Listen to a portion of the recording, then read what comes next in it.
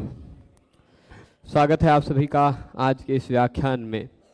हम सभी लोग अष्टाध्यायी काशिका वृत्ति के साथ अध्ययन कर रहे हैं और उस अध्ययन के क्रम में हम लोगों ने कल तक 14 माहेश्वर सूत्रों को समझ लिया है। आज हम उससे आगे बढ़ते हुए प्रयास करेंगे कि ये वृद्धिरादैच सूत्र को समझा जाए। वृद्धिरादैच अष्टाध्यायी का यह पहला भाग होने वाला है। समझ लीजिए, एक प्रकार से यदि देखा जाए जो अष्टाध्यायी के प्रमुख सूत्र हैं, जो शब्दों के अनुशासन में काम आने वाले हैं, ऐसे सूत्रों में से प्रथम सूत्र वृद्धिरादैच है। यहाँ से हम लोग अष्टाध्यायी के प्रथम अध्याय के प्रथम पाद को पढ़ना प्रारंभ कर रहे हैं। कुल मिलाकर इस पाद में 75 सूत्र हैं। अष्टाध्यायी के प्रथम अध्याय की विशेषता बता दूं तो अष्टाध्यायी के प्रथम अध्याय के अधिकांश सूत्र, अधिकांश बोल रहा हूं सभी नहीं, अधिकांश सूत्र या तो संज्ञा सूत्र हैं, या तो परिभाषा सूत्र हैं, या तो अतिदेश सूत्र हैं। संज्ञा, परिभाषा, अतिदेश। बहुत ज्यादा संज्ञा परिभाषा वाले हैं, अतिदेश वाले थोड़े से कम हैं, ठीक है, पर हैं। दूसरे चरण में हैं कुछ अतिदेश वाले।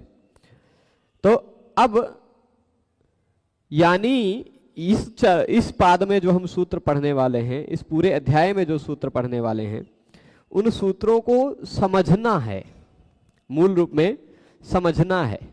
जैसे अब किसी के घर आप पहुंचते हैं तो उसके घर में प्रवेश करने के बाद उस घर में कौन कौन लोग रहते हैं धीरे धीरे परिचय करते हैं एक एक से। अच्छा, ये बलवंत जी हैं, ये रोहित जी हैं, ये वो हैं, ये वो हैं, ऐसे ऐसे एक एक व्यक्ति का परिचय लेते हैं ना, लेते हैं। ये चिंटू, पिंटू, टिंकू, जो जो नाम पड़ता है वो सब। तो वैसे ही अब आप व्याकरण में प्रवेश करने जा रहे हैं तो पहले अध्याय में यही जानेंगे कि ये वृद्धि है, ये गुण है, ये संयोग है, ये सवर्ण है, ये अनुनासिक है, ये घी है, ये घू है, ये टी है, यही सब आप जानेंगे। खाली नाम से आपको प्रारंभ में परिचय दिया जाएगा। फिर जब परिचय जान जाएंगे, एक एक व्यक्ति को, सबको पहचान जाएंगे, तब किसी को भी बुलाकर कुछ भी काम आप करवा सकेंगे, ठीक है। तो इस तरह ये परिचय है, परिचय की दृष्टि से आप इस पूरे अध्याय को लीजिएगा, ठीक है। हाँ, पहला अध्याय का प्रथम सूत्र है। अच्छा, कल एक प्रश्न और आया था, उस प्रश्न का समाधान मुझे लगता है कि हम लोगों को जितने भी प्रत्याहार हैं उन प्रत्याहारों को देखते हुए दिया जाना चाहिए। एक प्रश्न आया था कि ह, य, व, र, ट, जो इतने व्यंजन हैं, इतने व्यंजनों को बीच में क्यों रखा गया है ना। हिंदी वर्णमाला पढ़ते हैं तो हम अ, आ, ई, उ, ऊ, ये सारे स्वर वर्णों को पढ़ने के बाद सीधे क, ख, ग, घ, ङ पर आते हैं, वर्गीय व्यंजन पर आते हैं। वर्गीय व्यंजन क, ख, ग, घ, ङ, च, छ, ज, झ, ट, ठ, ड, ढ, त, थ, द, ध, न, प, फ, ब, भ, म समाप्त होने के बाद तब ये य, र, ल, व, स, श, श, ह इन सब का नंबर आता है ना, समझ रहे हैं। तो अब इसमें क्यों बीच में आ गए, मध्य में क्यों आ गए। देखिए, संस्कृत की वर्णमाला हिंदी की तरह एकदम से बना करके बाद में की गई कृत्रिम वर्णमाला नहीं। हिंदी की वर्णमाला की तरह उसमें नहीं है, न ही अंग्रेजी की तरह सार्वथा अवैज्ञानिक वर्णमाला है हिंदी की वर्णमाला। वहां तो बिचवा में से कोनो कोनो अक्षर को उठा के बता देते हैं ये स्वर है, और बीच कोनो कोनो व्यंजन है। सबको तो आप गिन भी नहीं सकते हैं कौन स्वर कौन व्यंजन, ठीक है। तो इसलिए यहां की वर्णमाला में एक भी वर्ण आप आगे और पीछे नहीं कर सकते, ये इसकी विशेषता है, ठीक है।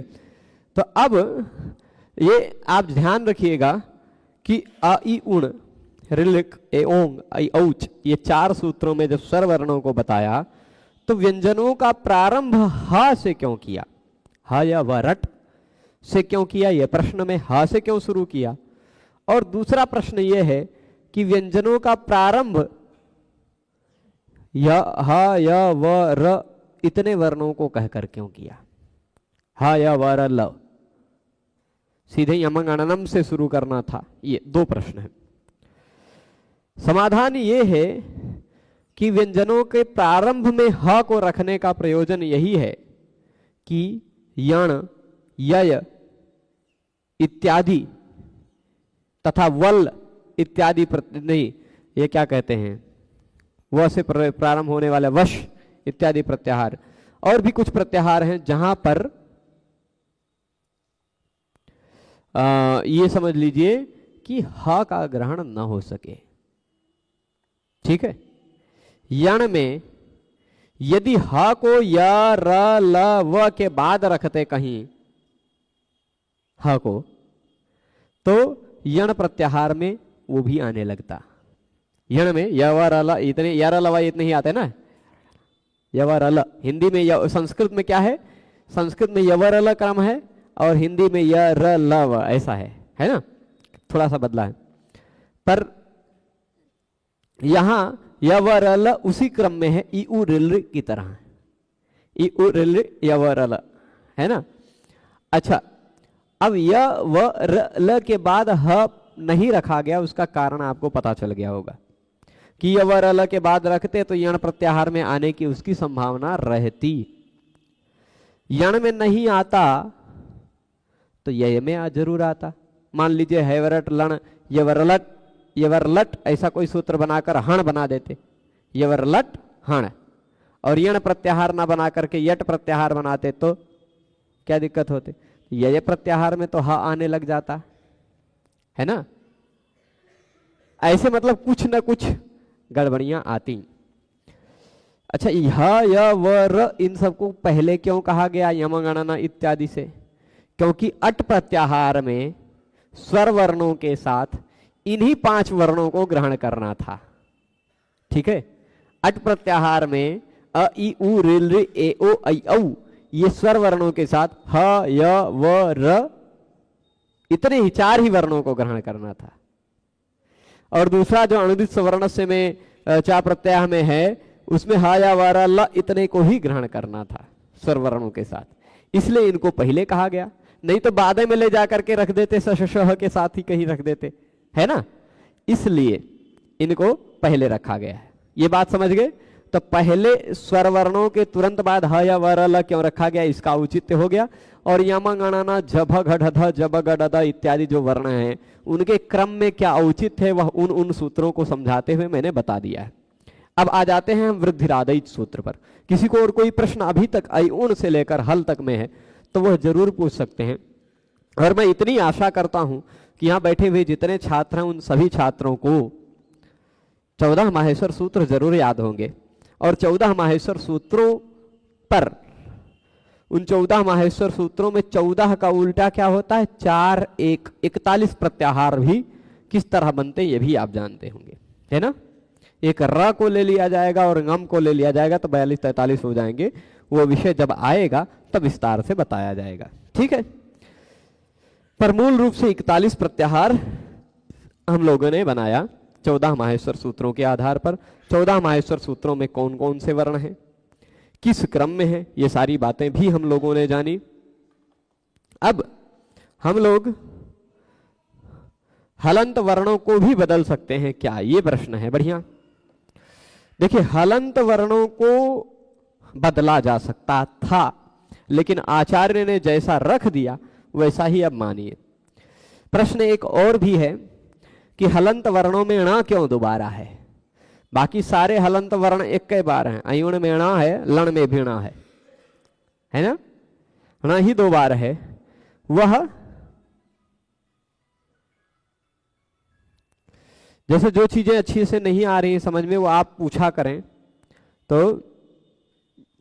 हाँ, वो मैं बस आ गया हूं उस प्रश्न पर कि ण 2 बार क्यों है ना, ये प्रश्न होता है। अनुबंध जो लगाए हैं ना ण क ङ च इत्यादि, उनमें परिवर्तन संभव था, लेकिन अब आचार्य ने लिख दिया, उसमें फिर परिवर्तन हम लोगों में सामर्थ्य नहीं है कि हम लोग कर सकें, क्योंकि आचार्य ने उन्हीं अनुबंधों को जोड़कर उनको भगवान शिव को वही पसंद आए, वही उन्होंने जोड़ा, और अयुण में जोड़ा है, लण में भी जोड़ा है, वह केवल आपके चिंतन क्षमता के विकास के लिए रखा है। सब कुछ सीधे सीधे नहीं रखा जाता है ना। अयुण में और लण में जो दो बारणा है ना, यह दो बारणा केवल उसी लिए है कि व्याख्यान तो विशेष प्रतिपत्तिर नहीं संदेहाद लक्षणम, जो बात मैंने बताई थी कि आप किसी भी विषय को समझने के लिए व्याख्यान पर जाएं, यह प्रेरणा देने के लिए वहां उन्होंने दो बारणा रखा है। दो बारणा का औचित्य यही है कि आप उस पर संदेह करें और संदेह करने के बाद फिर आपको उसके व्याख्यान पढ़ने में रुचि हो। ठीक है, और जब आप व्याख्यान पढ़ेंगे तो व्याख्यान में स्पष्ट कर दिया गया है अनुदित सवर्ण से चा प्रत्यय है इत्यादि में कि अण जो है वह अनुदित सवर्ण से चा प्रत्यय हमें केवल बाद में है, बाकी सब जगह अण पहले वाले से है और इण सब जगह बाद वाले से है। यह निष्कर्ष बता दिया जाएगा। यह निष्कर्ष के लिए आपको व्याख्यान पढ़ना पड़े, निष्कर्ष के लिए आपको क्या पर करना पड़े, व्याख्यान पढ़ना पड़े, इसके लिए वहां ना दो बार है। ठीक है, अब आगे चलते हैं यहां वृद्धिरादैच इस सूत्र पर। प्रथम सूत्र है वृद्धि शब्द संज्ञात्वेन विधीयते प्रत्येकम आदैचाम वर्णानां सामान्येन तद्भावितानां अतद्भावितानां च तपरकरणम ऐजर्थम तादतिपि परस्तपरः इति खट्वैडकादिषु त्रिमात्र चतुर्मात्र प्रसंग निवृत्तये त्रिमात्र आश्वलायनः ऐतिकायनः औपगवः औपमन्यवः शालीयः मालीयः। देखिए, बहुत सामान्य सूत्र है, प्रारंभिक सूत्र है, प्रथम सूत्र है वृद्धि आद ऐच, वृद्धिरादैच है। विषय बहुत सारे हैं इसमें, पर सामान्य रूप से जितने विषय काशिका में कहे गए हैं वो हम देख लेंगे। फिर और कुछ अगर चर्चा करने लायक लगेगी, आप सबका कुछ प्रश्न होगा तो भाष्य इत्यादि में भी जाया जा सकेगा, पर जितना आप लोग समझ सकेंगे उसी स्तर तक जाया जाएगा। ठीक है बातें बहुत कुछ इसमें। पहली बात, वृद्धि शब्द यहां मंगल के लिए है, ऐसा कुछ लोगों का मानना है। ठीक है, वृद्धि शब्द मंगल सूचक के लिए है, ऐसा कुछ लोग मानते हैं कि जो इस शास्त्र को पढ़े उसकी वृद्धि होती रहे। ठीक है, वृद्धि से प्रारंभ करते हुए यह ग्रंथ इसलिए कहा गया।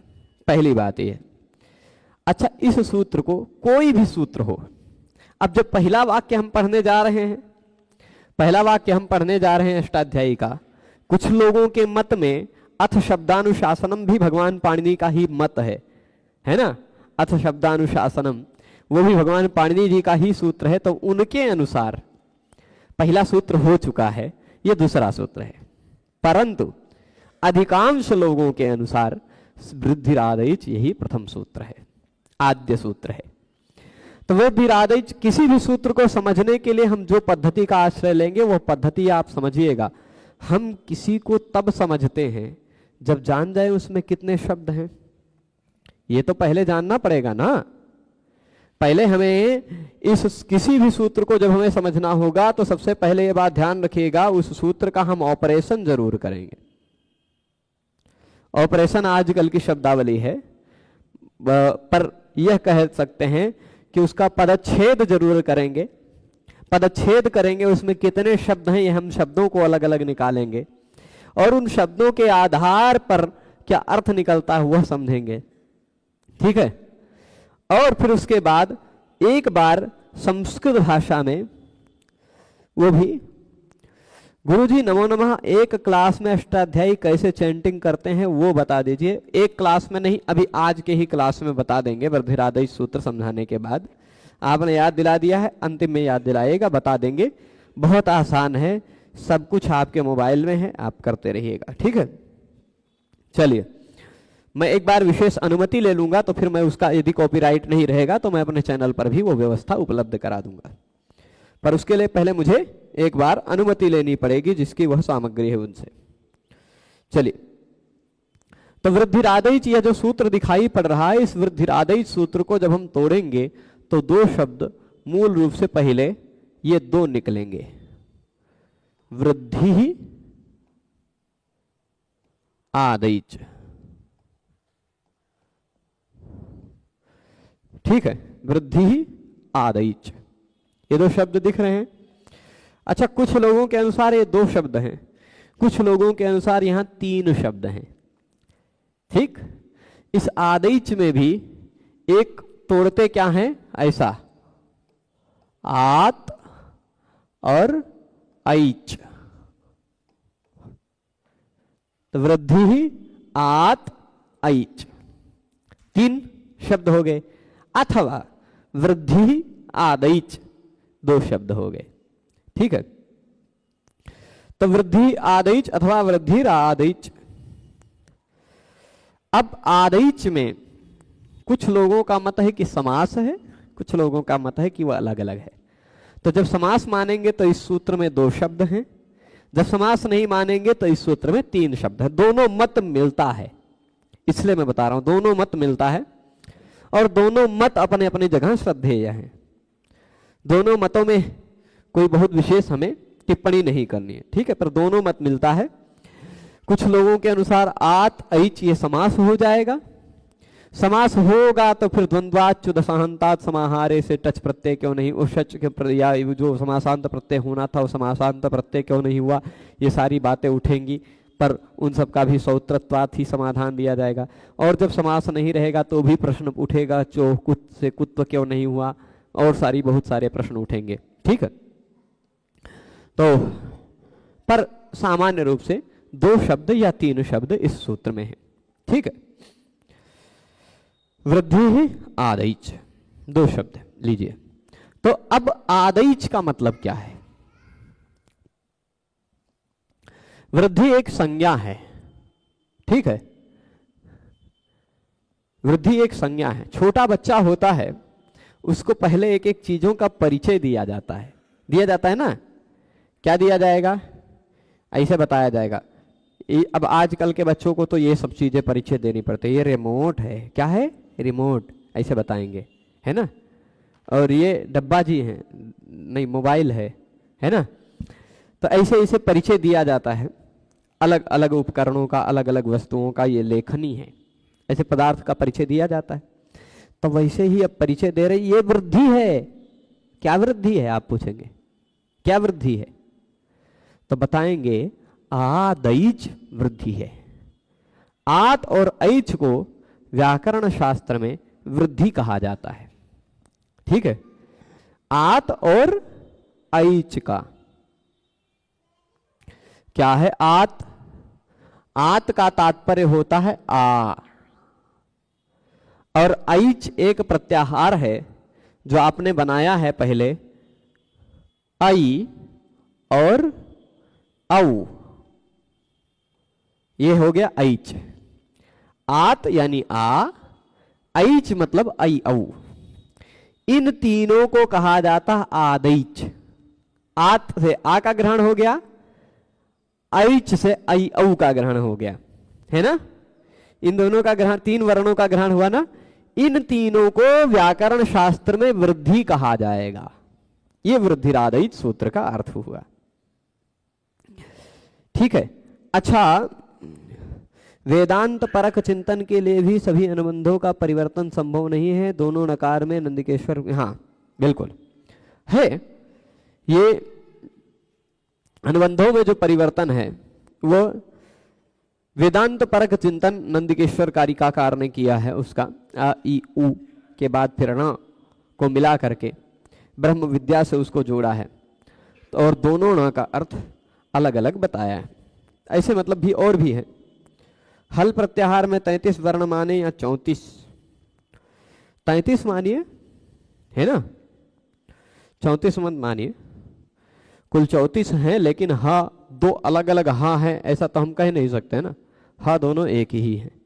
दो बार क्यों कहे गए हैं उसका प्रयोजन वहां बताया गया, पर वो दोनों वर्ण तो एक ही है ना, इसलिए। अब कह रहे हैं वृद्धि शब्द संज्ञात्वेन विधीयते। वृद्धि एक शब्द है जिसको यहां संज्ञा के रूप में विधान किया जा रहा है। चलिए मान लीजिए कोई एक नया, पहले वर्ण है, ये 3 वर्ण है आ, आई, औ। इन तीनों वर्णों को एक नाम दे दिया, इन तीनों वर्णों को एक नाम दे दिया व्याकरण शास्त्र में कि इन तीनों की एक संज्ञा होगी। कौन सी संज्ञा? वृद्धि। अब पूरे व्याकरण शास्त्र में कभी भी वृद्धि कहा जाए तो वृद्धि का मतलब क्या? वृद्धि का मतलब क्या? आ, आई, औ, इसी को कहा जाएगा वृद्धि। व्याकरण के किसी भी सूत्र में कहा जाए, मृजेर वृद्धि कहा जाए, सिचि वृद्धि परस्मै पदेषु कहा जाए, वृद्धि रेचि कहा जाए, कहीं भी वृद्धि शब्द का प्रयोग किया जाए तो उस वृद्धि का मतलब क्या? आ, आई, औ। ठीक है, यही मतलब समझ गए। तो अब यहां वृद्धि शब्द, वृद्धि एक शब्द है। जैसे किसी के घर में बेटा पैदा होता है तो अभी कल फोन आया था मेरे पास, एक हमारे घर 13 तारीख को बिटिया जन्म लिया, क्या नाम रखा जाए, है ना, अलग अलग आता रहता है, क्या नाम रखा जाए, ये नाम ठीक रहेगा कि नहीं रहेगा, तो कोई एक शब्द दे दिया जाता है उनको। ठीक है, कोई एक शब्द दे दिया जाता है। जैसे मेरा भी जब जन्म हुआ होगा तो मेरे लिए एक शब्द दे दिया गया अरुण। ठीक है, एक शब्द दे दिया गया अरुण। अब इस शरीर की एक संज्ञा होगी, वो संज्ञा कौन सी होगी? अरुण। ठीक है, अब इस शरीर को हमेशा जब अरुण कहा जाएगा, मेरे वैसे अरुण नाम के और भी लोग हैं, हो सकता है इस हॉल में भी कोई एक व्यक्ति और बैठा हुआ हो, है ना, पर मेरे परिचित, मेरे व्यवहार के, मेरे परिवार के लोगों के बीच में इस शरीर को अरुण कहा जाएगा, ये तात्पर्य हुआ, है ना। तो वैसे ही व्याकरण शास्त्र में इस शरीर को आ, आई, औ, ये 3 स्वर व्यंजन है, स्वर वर्ण है, 3 स्वर वर्ण है, इन तीनों स्वर वर्णों को एक नाम दे दिया वृद्धि। तब जब कभी भी वृद्धि नाम लिया जाएगा तो उस वृद्धि नाम से केवल आ, आई, औ इन तीनों वर्णों का बोध होगा। ये तात्पर्य समझ रहे हैं ना। इसीलिए कह दिया वृद्धि शब्द संज्ञात्वेन विधीयते, वृद्धि शब्द का संज्ञा के रूप में विधान किया जा रहा है। जैसे अरुण शब्द का संज्ञा के रूप में विधान कर दिया गया, मेरे शरीर की संज्ञा कर दी गई, है ना। तो वृद्धि शब्द संज्ञा के रूप में विधान किया गया है, पर किसकी संज्ञा है? अरुण एक संज्ञा के रूप में विधान किया गया है, पर किसकी संज्ञा है? इस व्यक्ति की, है ना। वैसे वृद्धि शब्द संज्ञा के रूप में विधान किया गया किसकी? तो कह रहे हैं प्रत्येकम, सबकी, प्रत्येक की। किन प्रत्येक की? इस सूत्र में जो कहे गए हैं उन्हीं प्रत्येक की। आत, ऐचाम, आत मतलब आ, ऐच मतलब ऐ, औ, इन प्रत्येकम आदैचाम, आथ च ऐच च आदैच बनेगा। तो आ, ऐच इन तीनों का, आ, ऐ, औ इन तीनों का, आदैचाम वर्णानाम, इन तीनों वर्णों का सामान्येन तद्भावितानाम अतद्भावितानाम च। अब यहां तद्भावितानाम और अतद्भावितानाम विषय समझना पड़ेगा। सामान्य रूप से अभी तक मैंने जो बताया वो बातें किसको किसको नहीं समझ में आई वो बताइएगा। सामान्य रूप से बातें क्या आई कि वृद्धि एक संज्ञा है, जो संज्ञा आ, आई, औ इन तीनों की है ना। हम लोग पहला सूत्र पढ़ रहे हैं, समय लूंगा मैं, पर्याप्त समय लूंगा आप सबको समझाने के लिए, क्यों आवश्यक है। और आगे से ऐसा भी समय आएगा जब हम प्रतिदिन 4-4, 5-5 सूत्र भी पढ़ पाएंगे, ऐसे भी समय आएंगे, ठीक है। पर और उसके बाद ऐसे भी समय आएंगे जब प्रतिदिन 8-10 सूत्र भी हम लोग समझ सकेंगे, ऐसे समझ विकसित हो जाएगा। पर शुरुआत में कभी ऐसा होगा कि कोई एक ही सूत्र 2-3 दिन ले जाएगा, कोई एक ही सूत्र 1 दिन लेगा, ऐसा भी होगा शुरुआत में प्रथम पाद तक, ठीक है। ये बात को ध्यान रखिएगा। तो वृद्धि आदैच ने जो बताया कि वृद्धि शब्द संज्ञा के रूप में विधान किया गया है, प्रत्येक आ, ऐ, औ इन तीनों वर्णों का सामान्य रूप से तद्भावित हो या अतद्भावित हो। अब तद्भावित और अतद्भावित का क्या मतलब है, यहां देखिए हिंदी में दिया है। तद मतलब इस सर्वनाम शब्द से बुद्धि परामर्शित्वात् वृद्धि शब्द से होने वाले आदैच, अथवा वृद्धि शब्द से न होने वाले आदैच। ठीक है। तदभावित और अतद्भावित, जैसे तद का मतलब उससे, भावित मतलब बनाए गए, उससे लाए गए, उससे बना करके लाए गए। जैसे मान लिया कहीं एक ऐसा नियम कह दिया, किसी एक नियम ने कह दिया कि आप अ हो पहले, उसके बाद ए हो, तो दोनों के स्थान पर वृद्धि कर डालो। ठीक, दोनों के स्थान पर वृद्धि कर डालो। तो यहां अ था, यहां था ए, इसके स्थान पर जो हम वृद्धि करके लाए आई, यह तदभावित वृद्धि है। तदभावित है मतलब वृद्धि शब्द के द्वारा लाया गया है, वृद्धि शब्द के द्वारा लाया गया है यह आई, इसलिए यह तदभावित है। और वैसे ही वर्णमाला में कहा गया आई, या किसी और कारण वृद्धि शब्द कहे बिना ही ला दिया गया है आई,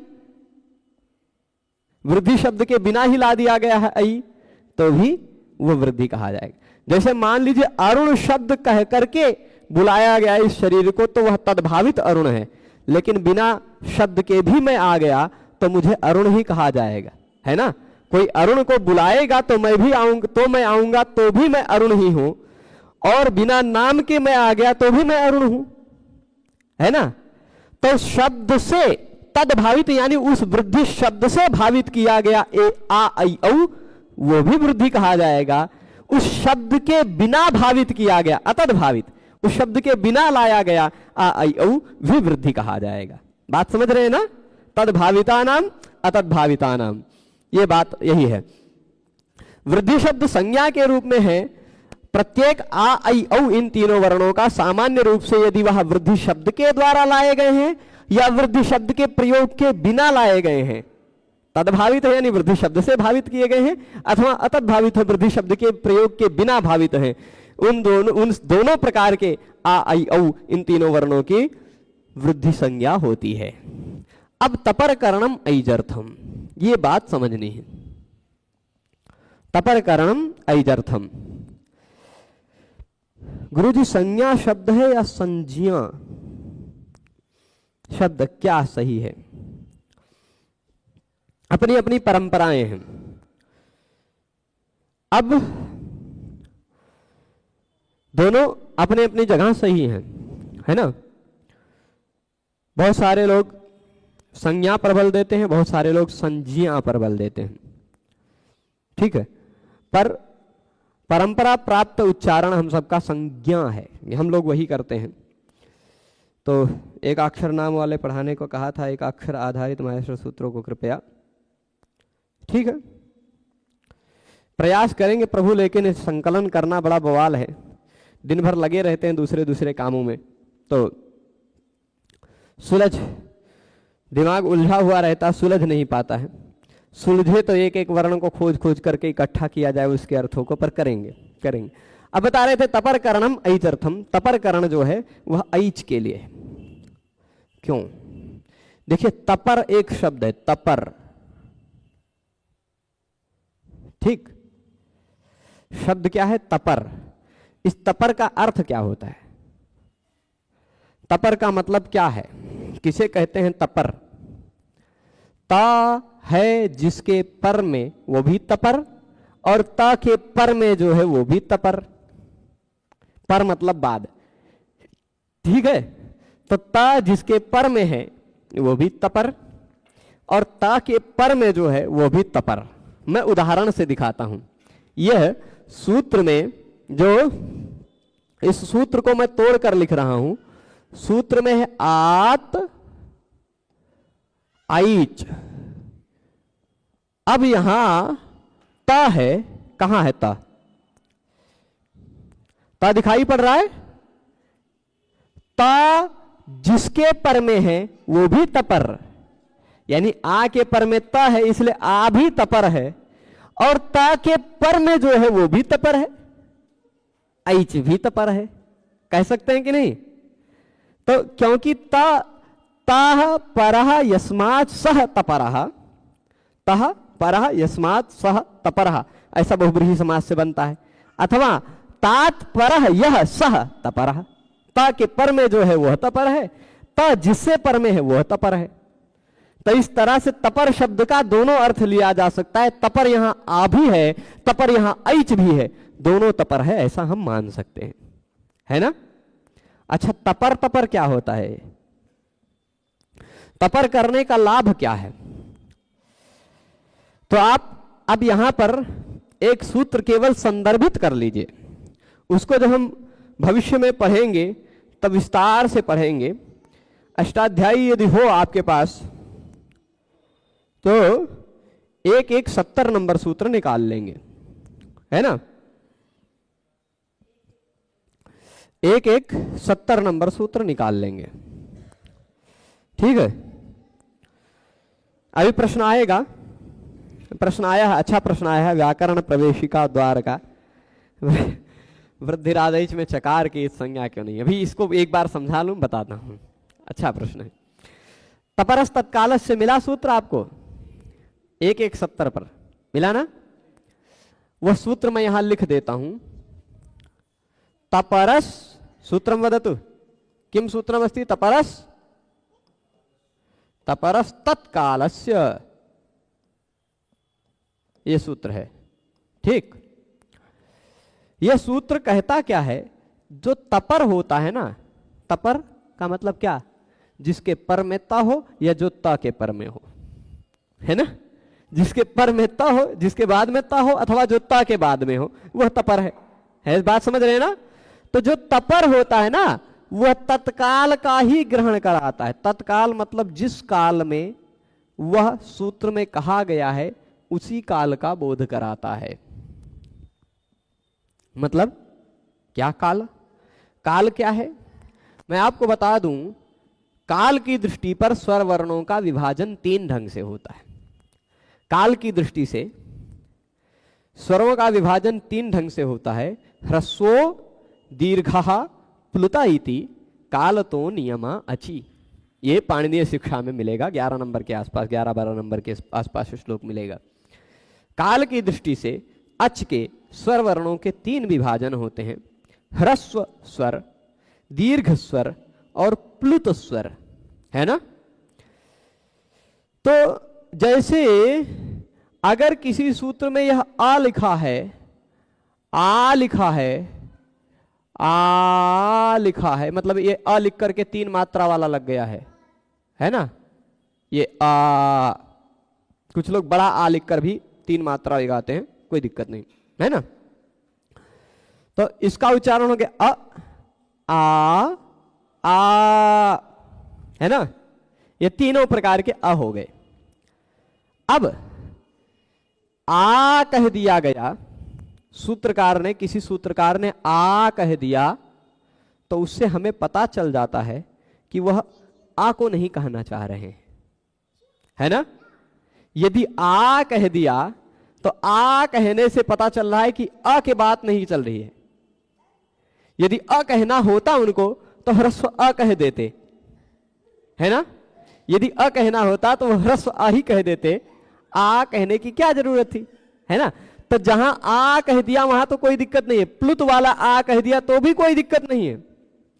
लेकिन जहां यदि सूत्र में आ कह दिया गया है तो वह आ अपने तीनों प्रकार का ग्रहण करने लग जाएगा। जैसे अयुण सूत्र में अ एक कहा गया, लेकिन तीनों प्रकार के आ का ग्रहण होता है। मूल रूप से 3, कुल मिलाकर 18, ह्रस्व दीर्घ प्लुत। अ कह देने से तीनों प्रकार के आ का ग्रहण हो सकता है, ई कह देने से तीनों प्रकार के ई का ग्रहण हो सकता है, होता है ना। परंतु जब हमने आ कह दिया तो वह केवल दीर्घ वाले आ का ही ग्रहण करेगा, है ना। पर अब समस्या क्या होती है कि यदि मान लीजिए कह दिया गया आ, ये तीनों है, ठीक। मान लीजिए आई औ ए ओ आई औ जो स्वर वर्ण है वो तो दुइये प्रकार के हैं, ए और ए, 3 वाला, ओ और फिर ओ, ये 3 वर्ण वाला, 3 मात्रा वाला, है ना। तो ये 3 मात्रा थोड़ी अच्छी सी आ जाए, कुछ अलग ही लग रहा है ना। तो ऐसे होते हैं, दुई प्रकार के होते हैं, ए ओ आई औ, दीर्घ और प्लुत। जैसे जितना समय हम अ बोलने में लगा सकते हैं उतने कम समय में हम ए नहीं बोल सकते। इसका 2 गुना समय लगेगा इसमें। अ ए लगता है ना। तो इसलिए यह दीर्घ और प्लुत द्वितीय प्रकार का होता है। तो द्वितीय प्रकार का होता है। अब मूल रूप से दीर्घ जब ह्रस्व कह दिया गया होता, यदि सूत्र में तो आत दीर्घ कहा गया है, आत दीर्घ कहा गया है, तो इस दीर्घ आत से केवल दीर्घ आ का ही ग्रहण होगा, वो तो बात स्पष्ट है। क्योंकि यदि ह्रस्व और प्लुत का भी ग्रहण कराना होता, भगवान पाणिनि को ह्रस्व और प्लुत का भी ग्रहण कराना होता, तो ह्रस्व ही कहते, वृद्धि हृदय ऐसा कह देते। यदि ह्रस्व का भी ग्रहण कराना होता, अ कह देते, ह्रस्व कहलाते। तो अत कहते तो भी तब तो केवल ह्रस्व आ का ग्रहण होता। आ कह देने से स्वयं स्वतः सिद्ध है कि केवल दीर्घ आ का ग्रहण होगा। परंतु ऐच से, ऐच में तो ए 2 प्रकार का हो गया, ओ 2 प्रकार का हो गया, आई 2 प्रकार का हो गया, औ वो भी 2 प्रकार का हो गया। क्या ये दोनों प्रकार के नहीं, ऐच में तो ये आई नहीं लेना है हमको, आई औ लेना था, खाली यही 2 को है ना। आई और आई औ क्या यह आई औ ये चारों के चारों वृद्धि कहे जाएंगे? आप बताइए, क्या 4 के चारों वृद्धि हैं कि केवल 1 और 2 ये दोनों वृद्धि हैं? बताइए। तो कहा तपरकरण जो है ना वह ऐच के लिए है, ऐच के लिए, आ के लिए नहीं है। क्योंकि आ से केवल आ का ही ग्रहण होगा, वो बात तो सबको स्पष्ट है। पर ऐच से इन दोनों में से इन चारों का ग्रहण हो सकता था। ऐच से आई कहने से आई और आई दोनों का ग्रहण हो सकता है, औ कहने से औ इन दोनों का ग्रहण हो सकता है ना। इसलिए तपर करणम ऐजर्थम कह दिया कि ऐच में तपर किया गया, ऐच में, है ना। कि तपर क्यों लगाया गया, यहां त क्यों लगा दिया गया? क्योंकि तपर जो होता है वह सूत्र में जिस दृष्टि से कहा गया है, जिस तरह का कहा गया है, उसी तरह वाला गिनना है। सूत्र में ऐ दीर्घ कहा गया है तो केवल दीर्घ वाला ही ऐ ग्रहण होगा, प्लुत वाला नहीं। ठीक है, सूत्र में ऐच दीर्घ वाला ही कहा गया है ना, प्लुत वाला तो थोड़े ना कहा है कि वृद्धि, ऐसा थोड़े ना बना है सूत्र कि वृद्धि लिख करके रा फिर दई लिख के 3 लिख के फिर च लिखा गया हो, ऐसा तो है नहीं। प्लुत तो लिखा नहीं है, दीर्घ वाला लिखा है। दीर्घ वाला लिखा है तो केवल दीर्घ वाले का ही ग्रहण होगा। तपरकरण ऐजर्थ इसलिए कह दिया। यहां जो तपर लगाया गया, जहां भी त लग गया ना, वह ता लग गया अगर सूत्र में कहीं आपको दिखाई पड़ रहा है त, तो वह ता समझ लीजिए जिस स्वरूप में सूत्र में कहा गया है उसी स्वरूप का ग्रहण कराने के लिए, उसके उसी प्रकार के सवर्णों का ग्रहण कराने के लिए ह्रस्व का में ता लगा दिया गया तो ह्रस्व का ही केवल ग्रहण होगा। दीर्घ में अगर ता लगा दिया गया तो केवल दीर्घ का ही ग्रहण होगा। प्लुत में ता लगा दिया गया तो केवल प्लुत का ही ग्रहण होगा। ठीक है, बात समझ गए। तो तपर करणम ऐजर्थम, त जो लगा दिया गया वह केवल ऐच के लिए। क्यों? क्योंकि ता से पर जो है वह भी तपर होता है ना। तात अपि परहा तपरहा, ता से भी जो पर है वो भी तो तपर है। ता से पहले जो है वो तो तपर ही है क्योंकि ता उससे पर में है। ता जिससे पर में है वो तपर, और ता से पर में जो है वो तपर है ना। तो तात अपि परहा तपरहा इति। अब क्यों ऐसा कह रहे हैं भाई? तपरकरण ऐच के लिए ही है, तपरकरण ऐच के लिए ही है, ऐसा बात क्यों कह रहे हैं? ऐसी क्या आवश्यकता पड़ गई? तो उसका उदाहरण दे रहे हैं। उदाहरण देखेंगे तो आपको बात समझ में आएगी। यहां खट्वई डिकादिषु त्रिमात्र चतुर्मात्र प्रसंग निवृत्तये। मान लीजिए यहां है खट्वा, हम लिखते हैं क्या है? खट्वा, ख आधा ट और फिर वा, ठीक। खट्वा और फिर ऐडक, खट्वा एडक लीजिए, एडक एडका,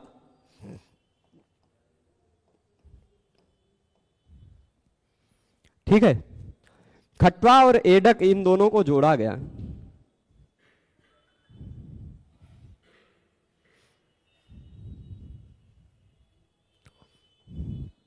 ठीक है, प्रश्न अच्छा है। अयोध्या प्रभु श्री राम। ठीक है, देखिए खट्वा और एडक, ये बात हुई खट्वा और एडक। खट्वा में जो आ है कैसा है? दीर्घ। मैंने बताया है ह्रस्व मतलब एक मात्रा, दीर्घ मतलब दो मात्रा, और प्लुत मतलब तीन मात्रा। ये बात है ना, पता है आपको ह्रस्व दीर्घ प्लुत की, है ना? तो ये खट्वा में जो आ है वो कितने मात्रा की? दो। एडक में जो ए है वह कितने मात्रा की? दो। आ और ए इन दोनों को जुड़ करके जब वृद्धि रेछी ने कहा कि अवर्ण के बाद एच हो तो पूर्व और पर दोनों के स्थान पर वृद्धि होती है, यानी इधर से हटेगा आ और इधर से हटेगा ए, ये दो और दो चार मात्राएं हट करके इन चारों के स्थान पर आएगा आई, द्वितीय मात्रा वाला, द्वितीय मात्रा वाला आएगा, है ना? यदि कहीं प्लुत की भी इस वाले आई की भी वृद्धि संज्ञा होने लगती तो खट्वा और एडक में ये इस तरह वाला खट्वैडक नहीं बनता। इस खट्वई के बाद ये तीन लगा होता या चार लगा होता, है ना? इसीलिए कहा कि ऐच में तपर लगा हुआ है, ऐसा समझिएगा कि ऐच से केवल दीर्घ ऐ और दीर्घ औ का ही ग्रहण होगा, दीर्घ ऐ दीर्घ औ का ही ग्रहण होगा। आपने खट्वा ऐडक वाला उदाहरण मत लीजिए, एक और उदाहरण हम देते हैं। कृष्ण एकत्व आपने दिखा होगा, कृष्ण एकत्व, कृष्ण में आ एक मात्रा, एकत्व में ए दो मात्रा, आ ए दोनों एक और दो तीन मात्रा हो गई। तो यहां भी जो बनता है कृष्णैकत्व वह तीन मात्रा वाला बनने लगता, यदि ऐच को तपर न मानते तो, है ना? ऐच को यदि तपर न मानते तो तीन मात्रा वाला कृष्णैकत्व बनता। ठीक है, चलिए, तो अब मैं बात बता रहा था यहां पर, यह बात ध्यान दीजिएगा कि तपरकरणम ऐजर्थम, तपरकरण किस लिए किया गया? ऐच के लिए किया गया। त्रिपादस्थ प्लुत संज्ञा वृद्धिरादेश के दृष्टि में असिद्ध होने के कारण सूत्र के दृष्टि में प्लुत है ही नहीं, तब प्लुत के ग्रहण में निषेधार्थ तपरकरण आवश्यक क्या है? नहीं, ऐसा कुछ नहीं है। प्लुत आ ए ओ को ही विधान होता है, प्लुत ऐसा तो है नहीं। स्थानेंतरतमः जब हम देखेंगे, स्थानेंतरतमः देखेंगे, और ऐसा भी नहीं है कि प्लुत करने वाले सभी के सभी सूत्र त्रिपादी में ही हैं। उकालो ह्रस्व दीर्घ प्लुतः तो है ही, सामान्य रूप से वो तो पढ़ेंगे ही, तो उतना तो बोध होगा ही कि स्वर वर्ण ह्रस्व दीर्घ प्लुत होते हैं, स्वर वर्ण का प्लुत प्रकार भी होता है। तो अब जब पता चल गया आपको कि स्वर वर्ण का प्लुत प्रकार होता है, अगर हम ऐच में तपर न माने होते तो ऐच के प्लुत प्रकार का भी तो ग्रहण होता, ग्रहणक सूत्र तो है ही, है ना? वो क्या कहते हैं, अणुदित सवर्ण से चा प्रत्यय, वो नियम तो है, ये है अणुदित सवर्ण से चा प्रत्यय से इस ऐच अपने प्लुत वाले का ग्रहण करता कि नहीं करता? करता ही, है ना? इसलिए तो तपरकरण ऐजर्थ, तपरकरण किस लिए है? ऐच के लिए है। ऐच अर्थम ऐजर्थम हो जाता है। जैसे पहले वर्ण के स्थान पर तीसरा वर्ण हो जाया करता, वर्ग के पहले वर्ण के स्थान पर तीसरा वर्ण हो जाया करता, झलाम जसोन्ते नियम है। जैसे जगत ईस जगदीश, है ना? जगत ईस ता के जगह पे द हो जाता है, वैसे च के जगह पे ज हो जाएगा, है ना? अच अंत अजंत, ऐच अंत ऐजंत, है ना? ऐच अर्थ ऐजर्थ। तो तपरकरणम ऐजर्थम, तपरकरण किस लिए? ऐच के लिए है जी, क्योंकि ता से भी जो पर में है वो भी तपर कहलाता है। खट्वा ऐडका, खट्वा ऐडक इत्यादि उदाहरणों में त्रिमात्र और चतुर्मात्र, त्रिमात्र और चतुर्मात्र आदेश ना होने लगे, उसके प्रसंग की निवृत्ति के लिए ऐच में भी तपर, ऐच में तपर लगा हुआ है, ऐसा मानना पड़ेगा। इतनी बात समझ गए हैं सभी लोग? इतनी बात समझ गए हैं तो अब केवल बस कुछ उदाहरण दे रहे हैं। देखिए आश्वलायना ये बना है, इसमें आ वृद्धि हुआ है, दिखाई पड़ रहा है कि नहीं? आश्वलायना। ऐतिकायना में ऐ वृद्धि हुआ है, दिखाई पड़ रहा है कि नहीं? ऐ वृद्धि है। औपगवा में औ वृद्धि हुआ दिखाई पड़ रहा है ना? तो यहां आ वृद्धि हो गया, यहां ऐ वृद्धि हो गया, यहां औ वृद्धि हो गया, यहां भी औ वृद्धि हो गया, यहां शालीय में शाल आ वृद्धि हो गया, मालीय में आ वृद्धि हो गया, है ना? आ आई औ। ठीक, तो अब एक प्रश्न उठ रहा है, ये सारे वृद्धि हो गए, सामान्य रूप से हम समझेंगे, अभी थोड़ा सा और थोड़ा समय लेंगे, पर कुछ प्रश्नों का जल्दी से उत्तर दे देते हैं। वृद्धिरेचि सूत्र में आत से केवल वो हमको विवेक करना पड़ेगा कि कहां पर तपर है, कहां पर तपर नहीं है, ये हमको विवेक करना पड़ेगा, है ना? जैसे मैं आपको बता दूं, वहां आद गुण में जो आत है, आत गुण में जो आत है वह कैसा है? देखिए राम शब्द का पंचमी विभक्ति एक वचन में बनाएंगे तो रामात या रामाद, ये दो रूप बनता है ना? अब जरा इस रा को पूरा डिलीट कर दें तो इस रा को भी पूरा डिलीट कर लें, यानी यदि म शब्द होता तो उसका माद बन जाता है ना? बालक होता तो बालकाद बन जाता, बनता ना? अब इधर से भी म हटाइए, इधर से भी म हटाइए, इधर से म हटाएंगे तो इधर बचता है अ, और इधर से भी म हटाएंगे तो इधर बचेगा आद, यानी अ शब्द होता तो उसका पंचमी एक वचन में आद बनता, है ना? वहां आद गुणा में जो आद है वह अ के पंचमी एक वचन है, तपर वाला नहीं है। जहां हमको केवल दीर्घ का ही ग्रहण होता हुआ दिखाई पड़ रहा हो उदाहरण में, वहां हम समझ लें कि तपर वाला होगा। जहां नहीं और भी है तो वहां हम जब प्रथम पंचमी एक वचन में भी तो आद ही बनेगा, तो पंचमी एक वचन का वहां ग्रहण है, वहां तपर ग्रहण नहीं है। वो सूत्र की व्याख्या को पढ़ने से आपको बात स्पष्ट हो जाएगी। तो वहां अवर्ण कहा गया, अवर्ण का ह्रस्व अ के पंचमी एक वचन का आद रूप लिखा हुआ है, तो अ से ह्रस्व अ से सभी अ का ग्रहण हो जाता है ना? बात समझ गए? तो अब आगे एक प्रश्न था कि काशिका वृत्ति सहित अष्टाध्यायी की पुस्तक कहां मिलेगी, कृपया बताएं। सिद्धियों को इस प्रकार सिखाएंगे कि आनंद आएगा, आप चिंता काहे कर रहे हैं? हाँ ठीक है। अब देखिए इसमें मैंने बताया कि काशिका वृत्ति की पुस्तक कहां मिलेगी, ठीक है? काशिका वृत्ति की पुस्तक कहां मिलेगी यह प्रश्न है। यह पुस्तक आपको दिल्ली चौखंबा से मिल जाएगी, या ऑनलाइन जो अम्मा जान होती है ना, अमेजन जिसको कहते हैं, उनसे मंगा लीजिए, वो ले आएंगे आपके लिए। ऑनलाइन भी मिल जाता है काशिका वृत्ति सहित।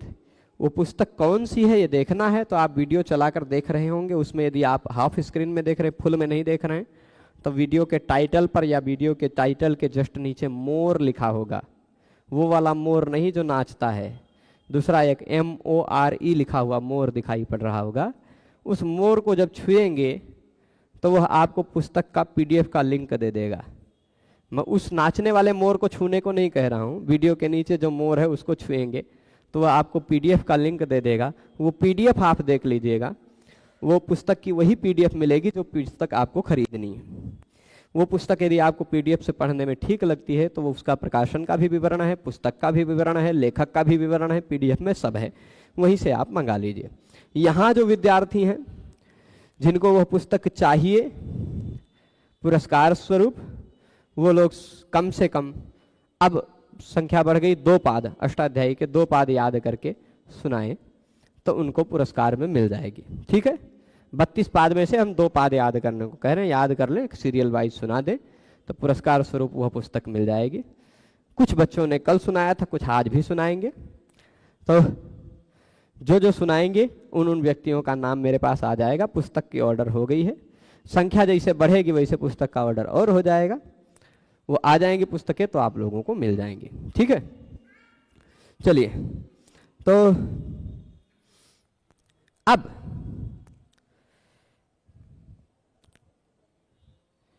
ये बात हो गई। अब कहां से मिलेगी, ये सारी बातें बता दी है मैंने, चौखंबा, अमेजन इत्यादि का प्रयोग कर सकते हैं। अब हम आ जाते हैं आश्वलायन, है ना, त्रिमात्र चतुर्मात्र प्रसंग निवृत्तये तक की बात समझ गए होंगे। खट्वा, ऐडक इत्यादि उदाहरणों में, कृष्ण ऐकत्व इत्यादि उदाहरणों में 3 मात्रा वाली या 4 मात्रा वाली ऐ औ आने लग जाता है ना, ऐ कृष्णैकत्वम, है ना, प्लुतवाना आने लग जाता, या 4 मात्रा वाला कुछ आने लग जाता है ना। वो देखिए प्रभु ऑनलाइन यहाँ जो हमारे सामने छात्र हैं वो सामने छात्र 100 के आसपास हैं अधिक से, और जो ऑनलाइन छात्र हैं वो हमारे 83,000 छात्र हैं। अब ऑनलाइन वाले लोग मैं जानता हूं कि बहुत सारे धरती वीरों से खाली नहीं, बहुत सारे लोग हैं जो याद कर लेते हैं, बहुत सारे लोग अपने छोटे छोटे बच्चों को भी याद कराते हैं। तो ऑनलाइन वालों को मैं पुरस्कार देने लग जाऊंगा तो गरीब हो जाऊंगा, वेतन हमारा आते ही उसी दिन खत्म हो जाता है।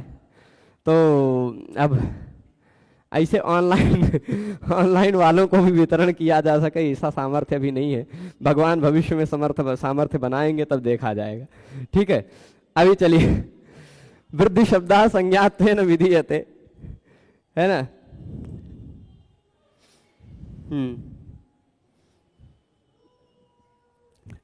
4 मात्रा वाले को क्या कहा जाएगा, वो प्लुत का पप्लुत हो जाएगा कोई संज्ञा नहीं है उसकी, 3 मात्रा वाली संज्ञा है ना। तो ऑनलाइन वाले पुरस्कार की भी इच्छा न रखें, नहीं तो ऑनलाइन में फिर तो एक एक व्यक्ति का पता मंगवाना, एक एक व्यक्ति के लिए पुस्तक खरीद के भिजवाने में अलग खर्चा और खरीदने में अलग खर्चा।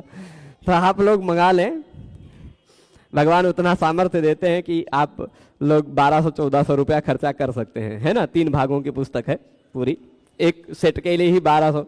अब यदि हमने पिछली बार लघु सिद्धांत कौमुदी और अष्टाध्यायी मूल वाली वितरण की थी, श्रीमद् वाल्मीकि रामायण पढ़ाया था तो वो भी वितरण किया था, क्योंकि श्रीमद् वाल्मीकि रामायण एक 300 रुपये में आ जाता था गीता प्रेस वाला, और वो अष्टाध्यायी और लघु सिद्धांत कौमुदी मिलाकर वो दोनों की दोनों पुस्तकें 200-250 में आ जाती थी। तो ये दोनों में बहुत ज़्यादा खर्चा नहीं हुआ था, इसलिए सब लोगों को दे ले गए थे, 100-120 लोगों को।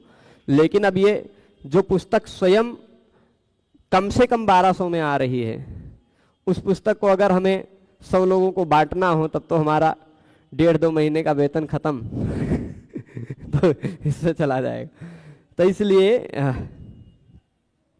इसलिए ऐसा नियम रखा गया कि जो लोग सुनाएंगे उनको मिलेगा पुरस्कार रूप में, और उससे मेरा लोभ है कि कम से कम हम उतने छात्रों को अच्छे से तैयार कर पाएंगे, वो हमारी दृष्टि में रहेंगे, उतने छात्रों को अच्छा व्याकरण बना देंगे। व्याकरण शास्त्र तैयार हो जाने पर आप लोगों का अन्य शास्त्र स्वतः पढ़ते पढ़ते तैयार होता जाएगा। ठीक है,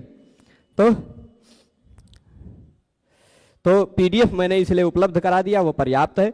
ये सारी कक्षाएं सारी पीडीएफ आपको यूट्यूब पर मिल ही रहा है, टेलीग्राम पर मिल ही रहा है, सरल संस्कृत व्याकरण ऐप पर भी मिलेगा, और सरल संस्कृत व्याकरण.com वेबसाइट पर भी मिलेगा।